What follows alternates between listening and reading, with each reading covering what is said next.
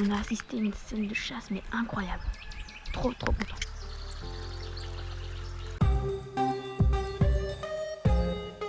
Salut tout le monde, j'espère que vous allez bien.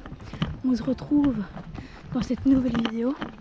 Et aujourd'hui, je vais vous emmener à la découverte d'un endroit que j'ai moi-même découvert ce matin en allant faire une petite séance de repérage dans la forêt. Allez, on y va tout de suite.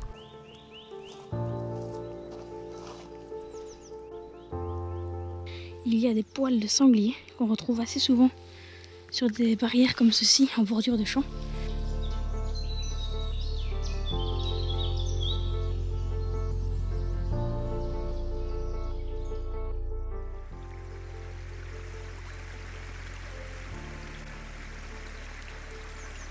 J'ai eu le temps de bien observer les canards colverts. Donc là, je me retire gentiment. Je vais aller un peu plus loin pour ne pas les déranger et je vais essayer d'aller photographier donc, et de filmer la bergeronnette. On verra si j'ai assez de chance pour la voir. Peut-être que certains d'entre vous souhaiteront aussi observer la bergeronnette des ruisseaux. Il faut d'abord trouver des indices de présence. Déjà, ça vit donc sur les milieux aquatiques. Elles aiment bien les petites rivières comme ça, pas spécialement beaucoup de fond, pas mal de courant et plein de petites pierres où elles peuvent se poser. Maintenant, je vais vous montrer comment savoir si elles sont présentes sur le site.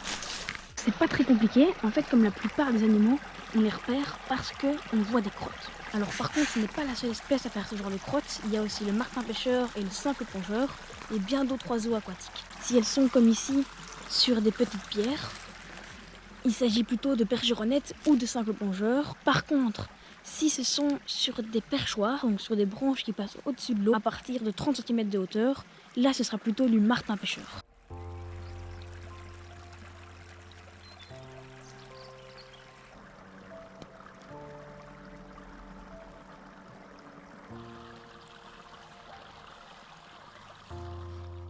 Alors sur cette photo, qui a été réalisée sur ce petit cours d'eau, vous pouvez voir que la bergeronnette des ruisseaux a le ventre jaune, contrairement à la bergeronnette grise qui elle a le ventre gris et qui vit plutôt dans les champs. Bon, ça fait quasi 2 heures que je suis en affût ici et j'ai pas vu les bergeronnettes et à mon avis il est un peu trop tard parce qu'en fait le soleil ne tape plus sur les pierres et donc ne les chauffe plus. Ce que je vais faire, c'est que je vais retenter un affût demain matin vers 9-10 heures pour avoir plus de chance de les voir. Grâce à la magie du montage, ça va prendre que quelques secondes. On est déjà le lendemain sur place pour l'affût.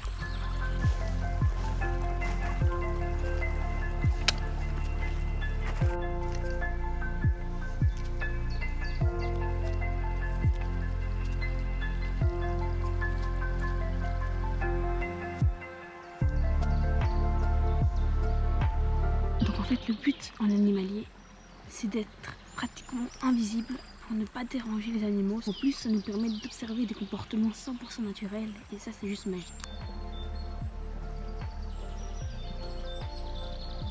Je viens de voir une bergeronnette des ruisseaux, donc l'oiseau que j'essaie de photographier aujourd'hui. C'est quand même pas mal, ça veut dire qu'elle est en train de chasser sur ce tronçon-ci. J'espère qu'elle va aller de ce côté-là quoi. On croise les doigts. C'est pas vrai. C'est pas vrai, elle est juste là.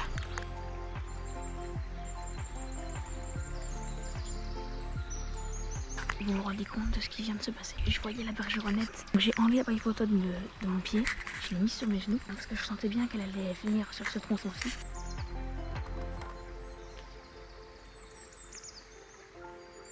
Elle était là quoi. Ici là. Elle est venue ici.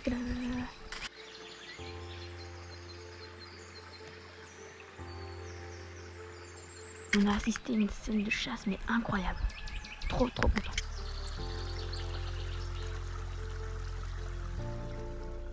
Désolée, vous avez bien vu que j'ai un peu galéré avec la mise au point. Parce qu'en fait, elle se rapprochait tellement, on n'avait plus à bien faire la mise au point. Mais je suis trop content quoi. Et elle m'a pas du tout repéré. Je vais y aller, elle vient de finir son moment de chasse à mon avis. Je vais pas trop tarder avant de rentrer chez moi pour ne pas la déranger. Allez, c'est parti.